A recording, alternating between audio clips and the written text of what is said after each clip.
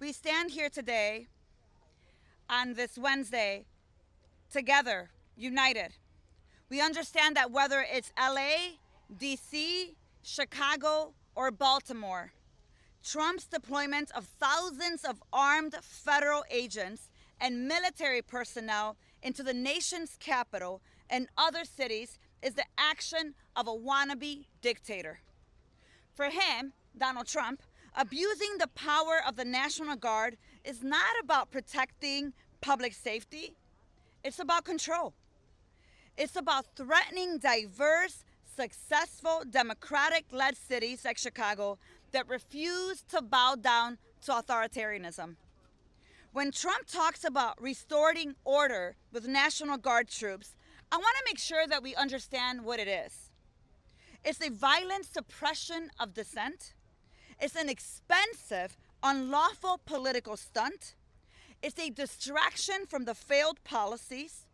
It's an attempt to instill fear in those who would dare to protest. And it's a lie to justify violating our rights and disappearing our immigrant neighbors. Why would he be using distraction? You see, we have less than 30 days to pass a spending budget. And yet, here we are. The president is attempting to send the National Guard to send and terrorize cities instead of actually funding the government. See, we don't need Trump's troops on our streets. What we need, and what our constituents continue to say, is that we need an investment in our neighborhoods. We need an investment in food and our tables, health care for our families, and safety that is rooted in justice and opportunity. In fact, thanks to those investments, Chicago's violent crimes have fallen 22% to date. Homicides are down more than 33% in the past year, while shootings are down by 38%. Let me go ahead and say this about Chicago once again, because apparently the president doesn't believe in facts. Crimes have fallen 22% to date, and shootings are down by 38%. Trump's plan to deploy the National Guard to Chicago is just the beginning.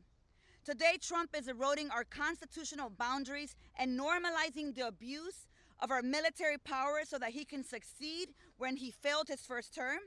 He seeks to use military power to undermine our democratic institutions, perpetrate a coup, and hold our country hostage. So let's be very clear, Mr. President. We don't want or need kings, dictators. We don't need the National Guard in Chicago or Baltimore or New York City. We will not be silenced, and we will not bend the knee. We stand here united as members of Congress because we understand that our fight is not just about one city.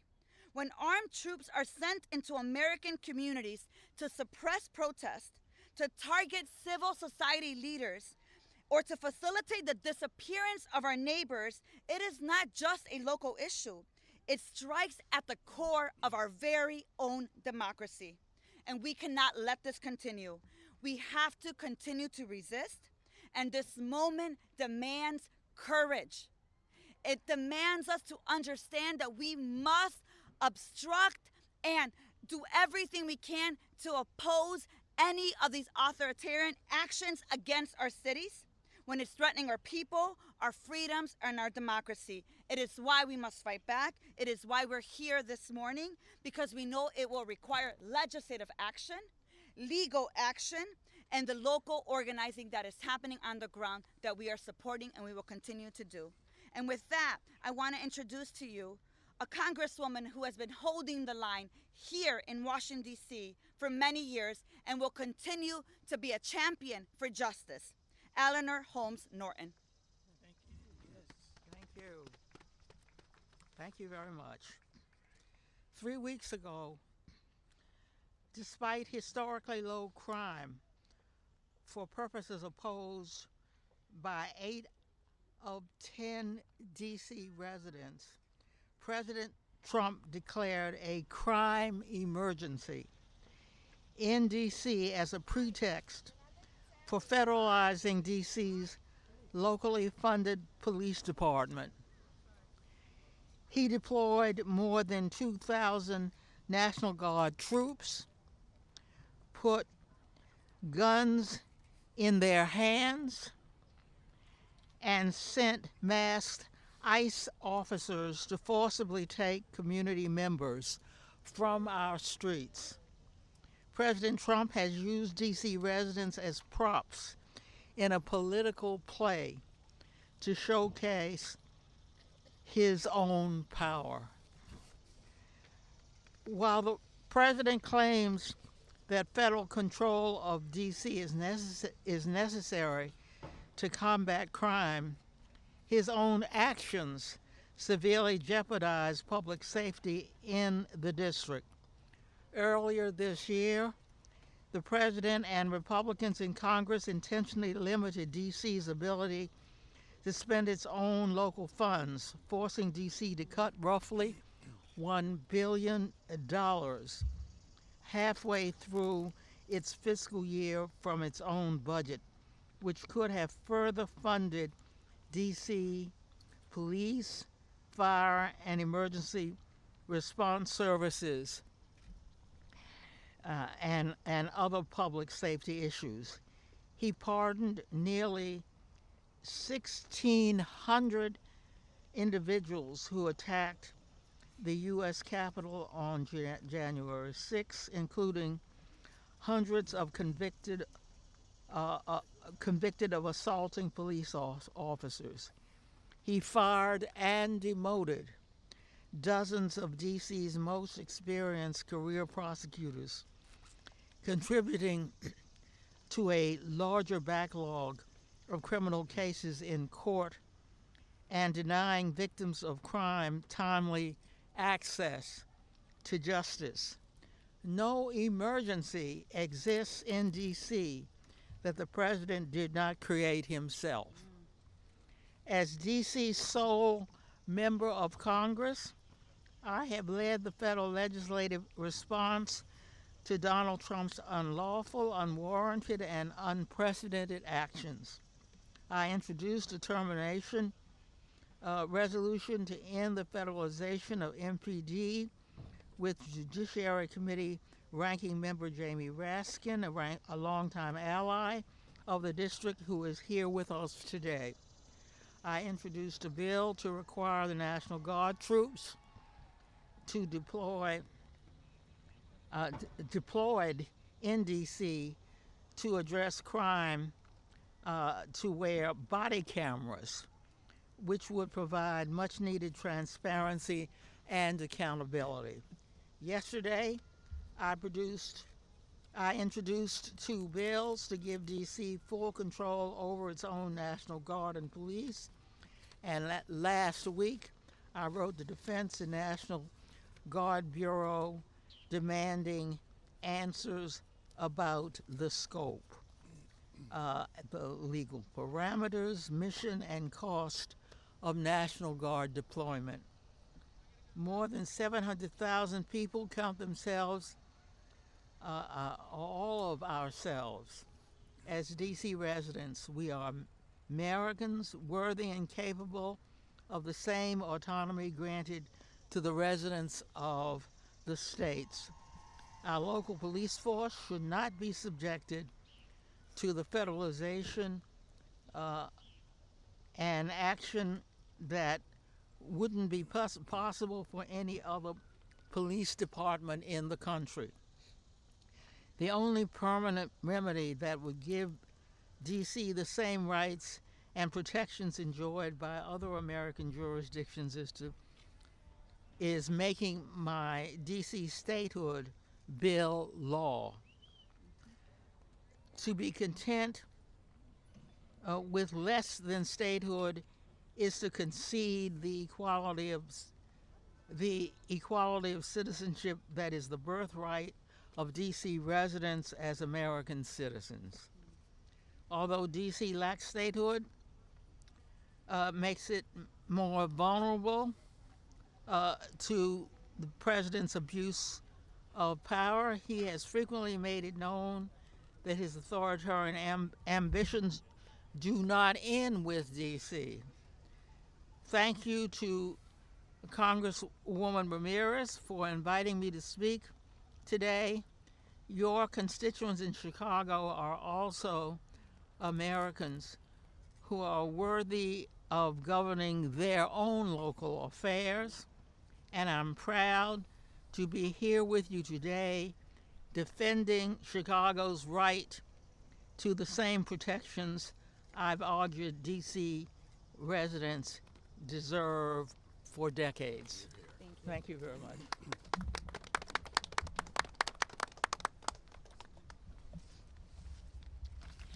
I'm Congressmember Judy Chu, and I stand with the ACLU and all of you here today to say no to President Trump's authoritarian takeover of my community of Los Angeles, of Washington, D.C., of Chicago, and any community across the country.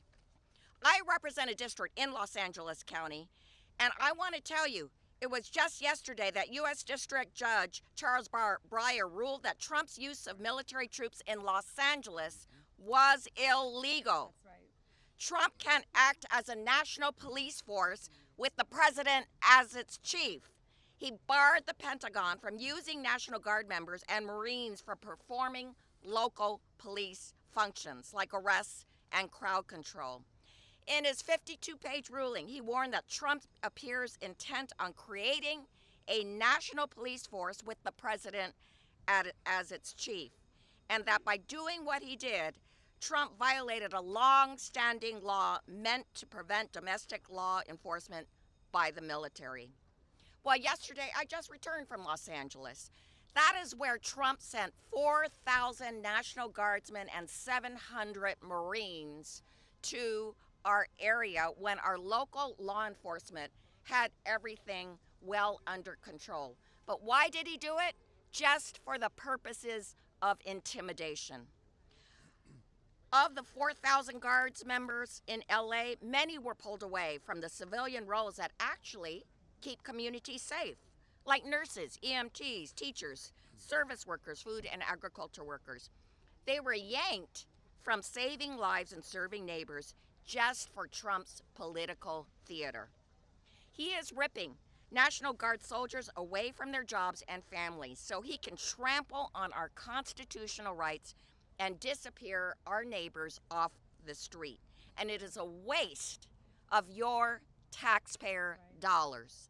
This stunt is costing taxpayers tens of millions of dollars that could be used to expand health care, fund our schools, or increase housing. So this is not about reducing crime or keeping our neighbors safe. It's about enacting the largest cut to health care in our nation's history and shoveling trillions of dollars in tax breaks to the ultra-rich. Donald Trump is needlessly deploying thousands of troops and tanks onto our street to distract from the harms that his policies are causing. Never before in our nation's history has the military been used in this way. These are the tactics of a dictatorship. And while this is going on, masked agents have flooded our streets. They are terrorizing people and they are refusing to identify themselves.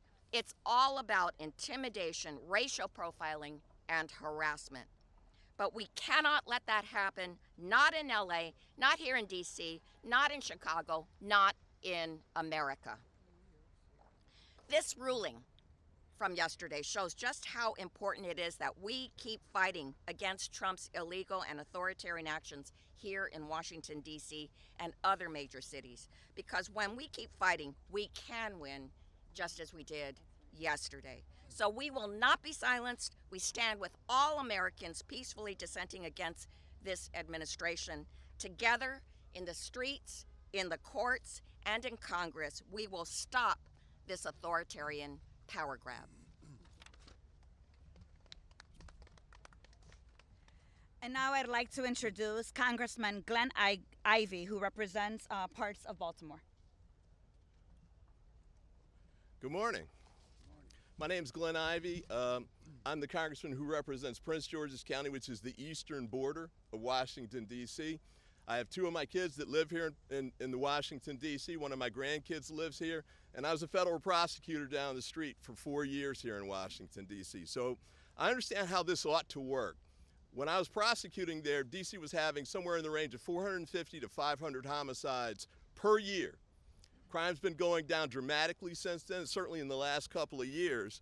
And it's been going down for a couple of reasons. One is that they've been doing an outstanding job of integrating enforcement with intervention and prevention programs that have been moving things down, getting the guns off the street, but more importantly, making sure that you don't just get there after the shots have been fired and somebody's on the ground. You try and reach out to these kids who are in trouble before they get to that point and take care of it then. The Biden administration had put programs in place to help do that.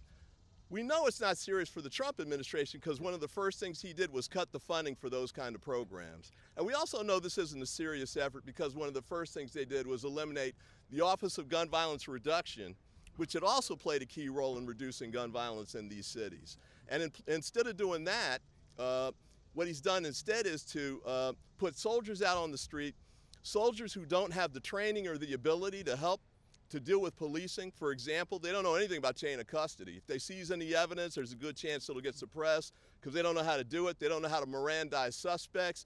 So what you could end up with those two scenarios in place if they get involved in policing is serious crimes like murders and rapes actually getting thrown out on constitutional grounds. We want people on the streets who can help to deal with issues of affecting law enforcement that are trained to do it.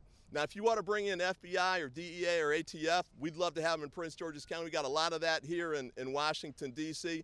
Those are people who can make a difference. But what I've seen with these guys on the street here, my wife and I went out for dinner a couple of weeks ago down at the wharf, and I saw about 30 of these troops dressed in camouflage with combat military weapons, M4s, and driving combat vehicles, armored vehicles. Now, you would have thought the Taliban was about to attack or something.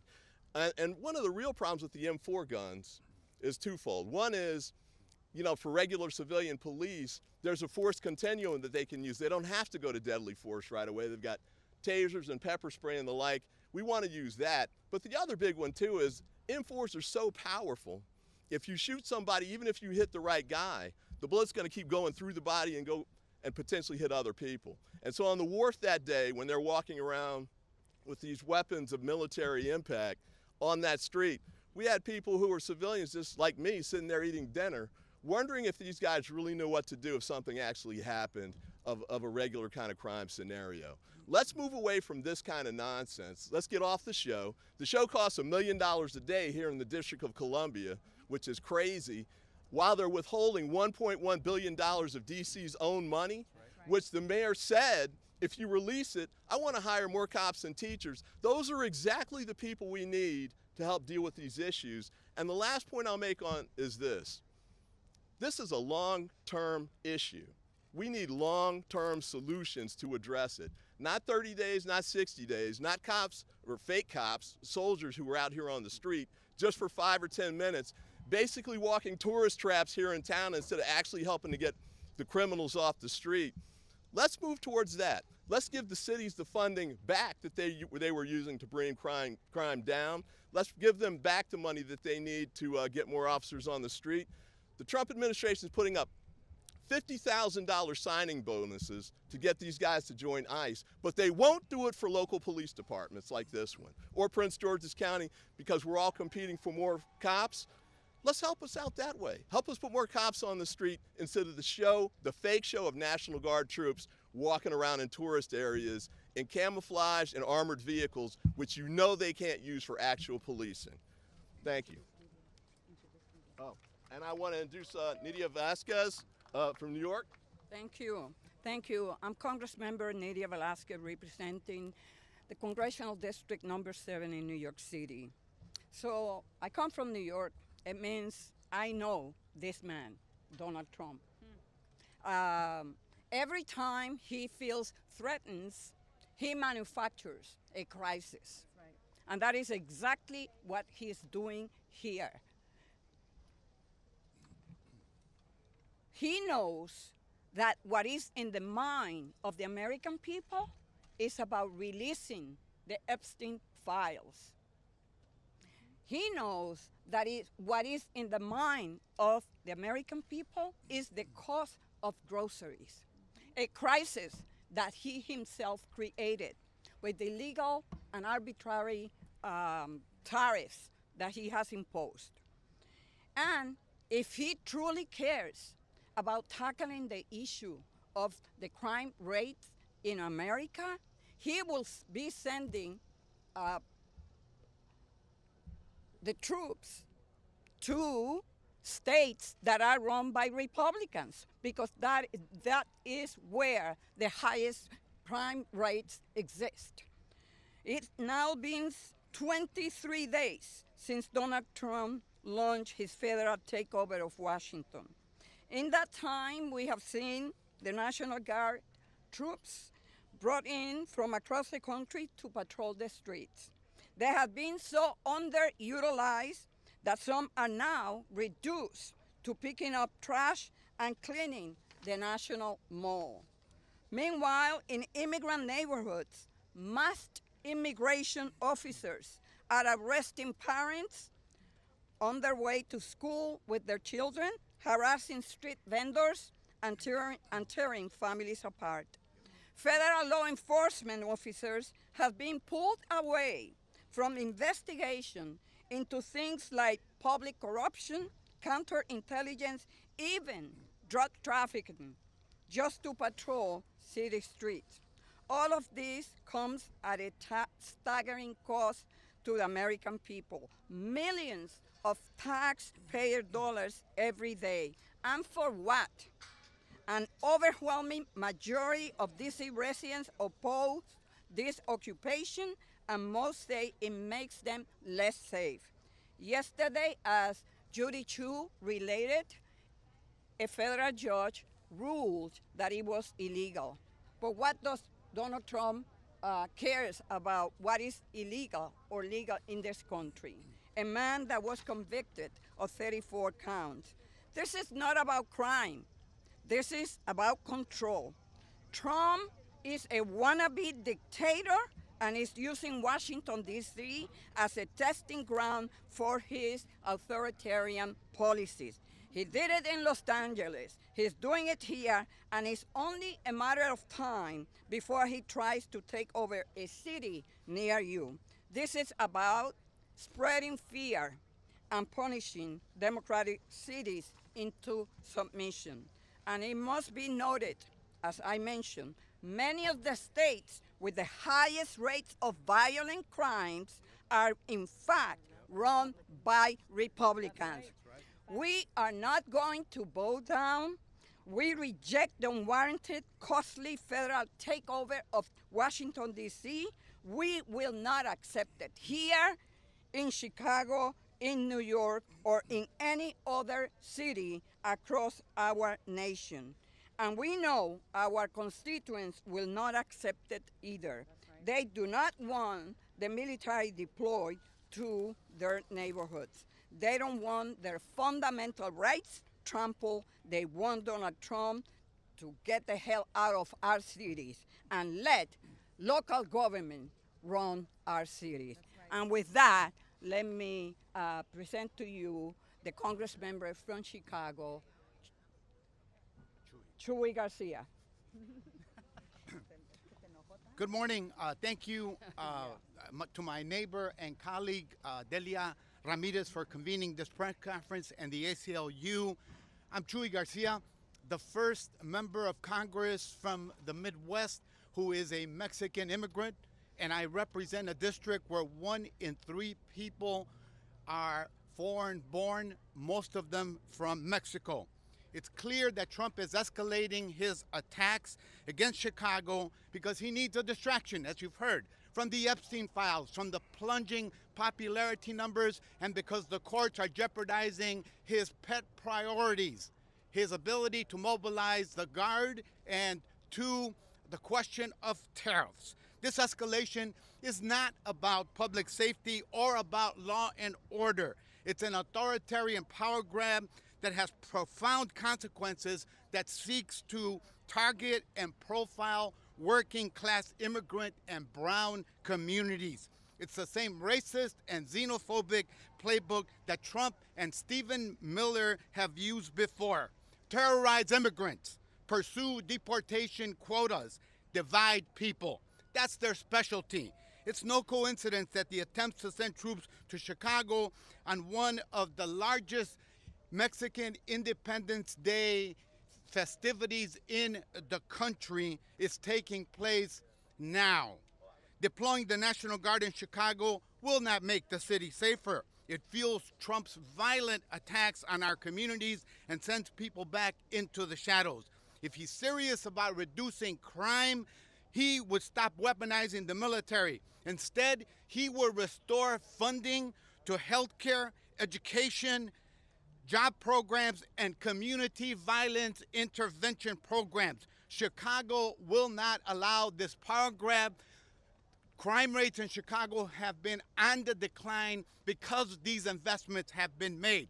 It is clear that Trump cannot deploy armed forces to Chicago, LA, DC, or Baltimore, or any other states or cities, and that it requires the consent of Congress and the Constitution. There is no such authorization, and that's why we stand here today in defense of the Constitution and of our civil rights. Muy buenos días. Esta mañana es muy claro que Trump está intensificando los ataques contra Chicago porque necesita distraer a la gente de los archivos de Epstein y la caída de su popularidad. Esta escalada no se trata de seguridad pública ni de ley y orden. Es una toma de poder autoritaria con profundas consecuencias que ataca y discrimina a las comunidades de clase trabajadoras, inmigrantes y latinas. Es la misma estrategia que han usado Trump y Miller. No es casualidad que intenta enviar tropas a Chicago antes de una de las celebraciones del Día de la Independencia de México. ¡Qué coincidencia! Desplegar la Guardia Nacional en Chicago no nos hará más seguros, al contrario, alimenta al violento ataque de Trump contra nuestras comunidades y obliga que la gente vuelva a esconderse. La ley es clara. Trump no tiene esta autoridad movilizando a la Guardia Nacional, solo busca la confrontación y la violencia. Por eso la repudiamos y vamos a celebrar los días festivos con toda nuestra alma y corazón. Ahora quiero presentarles a mi colega de Illinois. Now I'd like to introduce to you my colleague from Illinois, Raja Krishnamurti. Do you want to say that in Spanish? I started to. Good morning, hola. I'm Raja Krishnamurti, representative for the 8th District of Illinois. I want to observe those 3 rules of public speaking: be short, be sweet, and be gone. 3 points. First of all, can you give a big round of applause to Delia Ramirez and ACLU for organizing today's press event? What a turnout. Secondly, let's be very clear about the law. The deployment of National Guard troops in Chicago and in other places violates the posse comitatus law. What the heck is that? Posse comitatus is the law that prevents federal troops from being used for domestic law enforcement. None of the emergencies that are specified by that law apply in this case. The Trump administration claims that it needed to actually send federal law enforcement to guard whom? ICE agents. To guard ICE agents. As many of you know, your taxpayer dollars have now made ICE the 15th largest military force in the world. And so that's why a judge yesterday threw out that reasoning and tossed the lawsuit in favor of the plaintiffs, in that case California and Los Angeles. Now let's come to the third and final point. You choose what you don't change. In this case of the National Guard, we have come together instead to guard our nation and our values. And so today I'm introducing an amendment to the NDAA requiring that National Guard troops, in order to be placed in any jurisdiction, must receive the consent of the chief executive officer of that jurisdiction, in this case the governor or the mayor, It cannot be just deployed at the president's whim. The National Guard, who is comprised of good, honorable people who are being pulled from their everyday lives, cannot be used as the president's paramilitary force, cannot be used as the president's secret police, cannot be used in a way inconsistent with either the law or the Constitution. And so I say to my Republican colleagues, I implore them to look at the facts of the situation. Today, he is targeting Democrats, democratically run cities. He's targeting people he doesn't like. But tomorrow it could be you. And if you don't believe me, just ask John Bolton. Ask John Bolton, the president's former national security advisor, whose house was raided last week by the FBI. The president will choose whomever is out of favor with him to go after them. And so I ask them to consider this situation and remember that party should always come second to country. Country over party. And that's why we're here. Thank you so much. And now I'd like to introduce my good friend and colleague from Chicago, the best city in the world, Jonathan Jackson. Thank you, Congressman Chris Murphy. I stand here in solidarity with my colleagues, the Honorable Congresswoman Dalia Ramirez and the ACLU. Think about this for a moment. We are now asking the United States military to confront the United States citizens on American soil. This is going in the wrong direction. We need assistance in Chicago, but why don't you talk with the mayor, talk with the governor, talk with the county board president. Our numbers are going in the right direction as homicides and murders are going down. One death by homicide is too many. 30,000 Americans are killed every year by gun violence. We have a scourge of gun violence in the United States of America. It's been said before, 8 out of 10 of the most dangerous states per capita are Republican-led. This is a political ploy. We must put an end to this. We must abide by the U.S. law. This is a dangerous sign that the president is signaling to turn American troops on American citizens on American soil. I would now like to introduce my colleague who's taken this leadership role, the Honorable Congresswoman Dalia Ramirez. Thank you. Well, we're ending this press conference, but I think you heard really clearly from my colleagues here, whether it's Chicago, whether it's Baltimore, D.C., California, or New York. We're not going to watch this wannabe king attempt to occupy democratic cities because he wants to. You have this man who says, well, I wish the governor would ask me to come. I mean, he has said no, so I won't go. And then days later, he's like, well, I'm just going to go. That's what wannabe dictators do.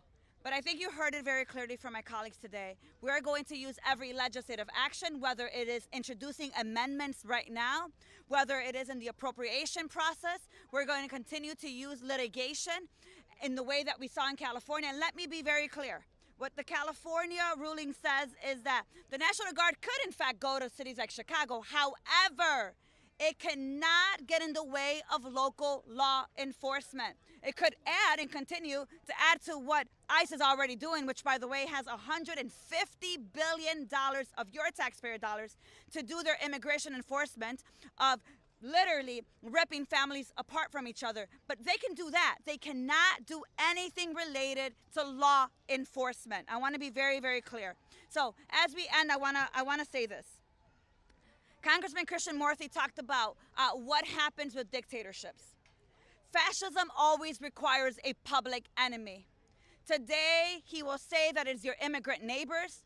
Apparently, it's also museums. It's higher education. It is anyone that stands in the way and dares to be able to demonstrate dissent. But tomorrow, it is anyone that gets in the way of fascism. This is why together we are saying enough is enough. We don't need the National Guard in the city of Chicago or any of these cities. What we need is the resources that actually prove to reduce violence across the country. What we need is health care. What we need is education. What we need is infrastructure funding. What we need is for them to release the Epstein files. That is what we need and we should be doing here in Congress, and we'll continue to fight for it every single day. Thank you for being here.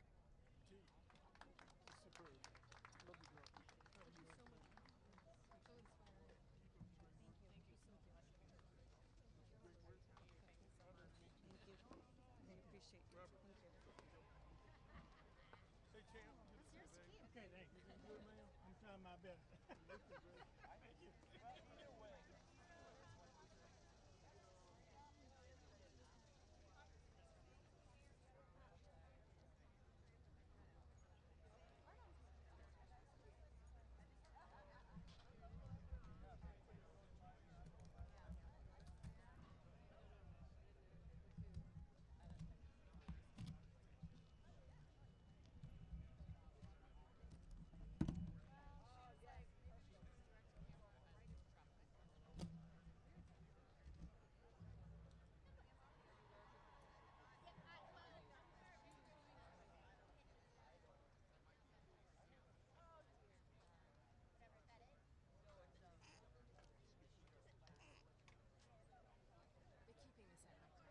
What's that? Yeah, I think so.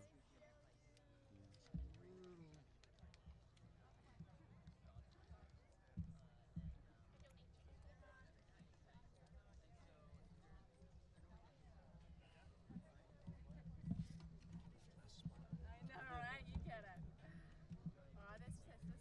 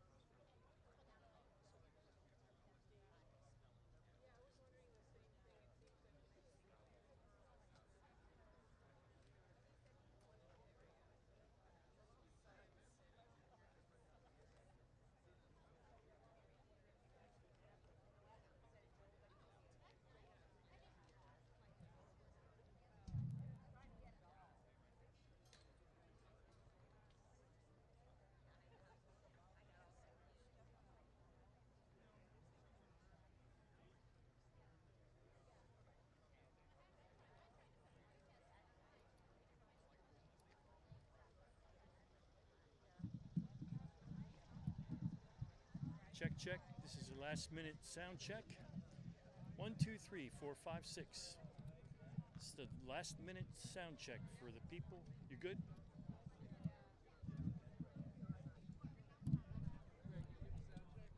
Yeah, this is our mic right here. Check 2, 3, 4. Test, test 1, 2, 3, 4. This is a courtesy check for AP, who's on the other end of the line. Check 2, 3, 4. Test, test 1, 2, 3, 4. Check, check, check, check. Looks to be good all the way around. Thank you. And I'll check for you too. you got to get your act together too. Tell you what, we're going to make these not touch. Thanks.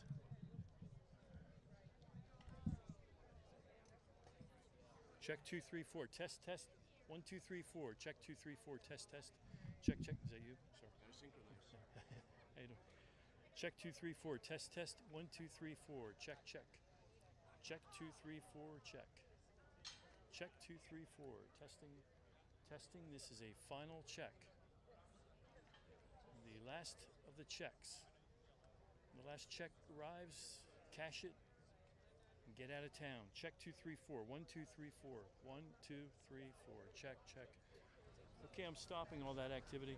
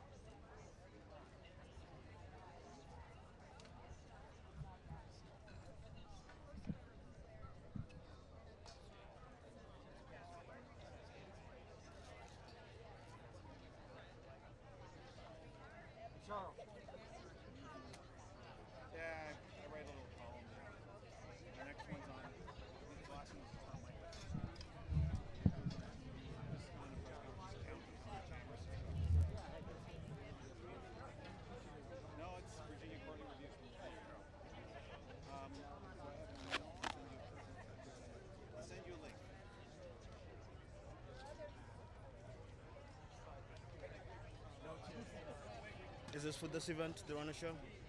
The Kana one? Yeah. Yes. Okay. Oh no, that's the last one. Yeah, no, this is Representative Kana and Representative Massey. Okay. Do you have a list by any chance to run a show? They don't. I don't, but I can check. That's okay. Thank you.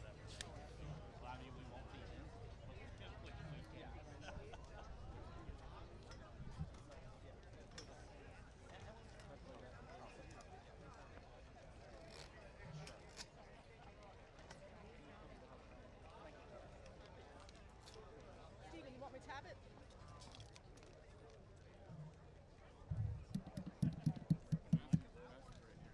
See that?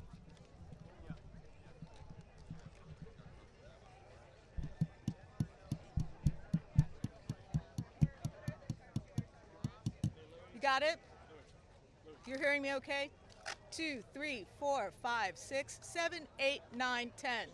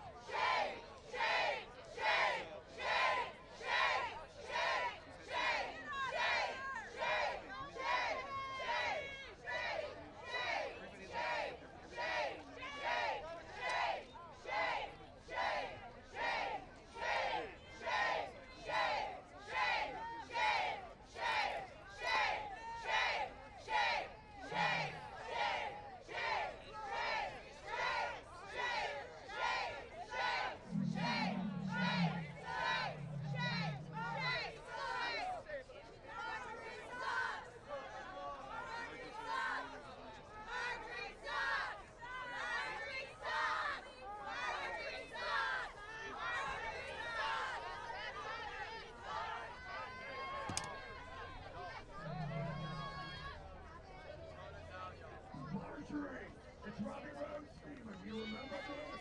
I sang a song about you strong horse legs. Marjorie, I love you. We can heal the party divide together. Let's get Chinese food on the palate.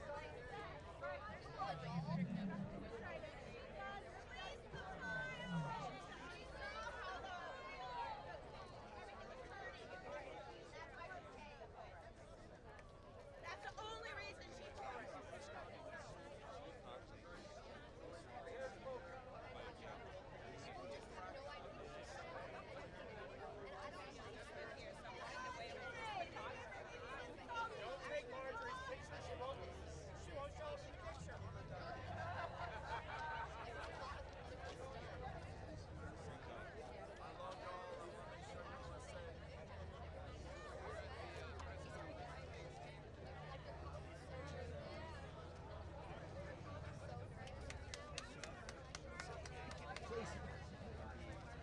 Live feed on a gazillion channels.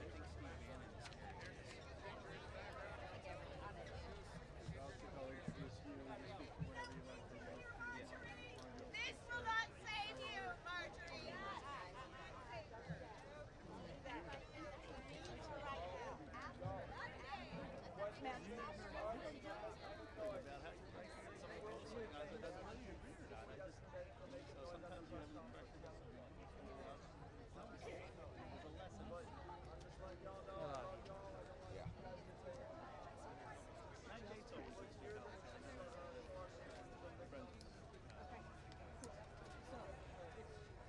I always say the biggest mistake people make about Marjorie is underestimating her. But that's for sure. And she suckers them into it every time.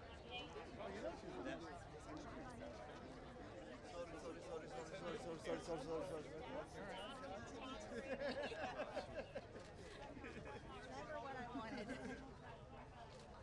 guys did a great job.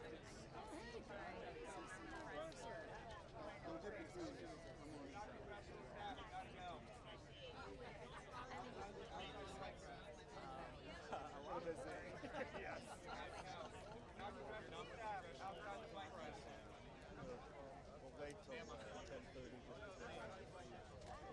Yeah, otherwise, talking into the void.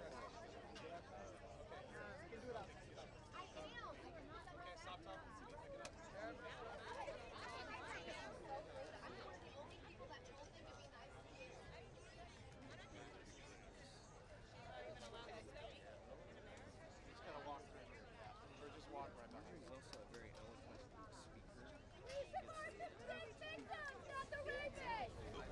Yeah, we're gonna leave this side. They're not Actually, that's fine. Cat, just go to the cat. It's not happening yet.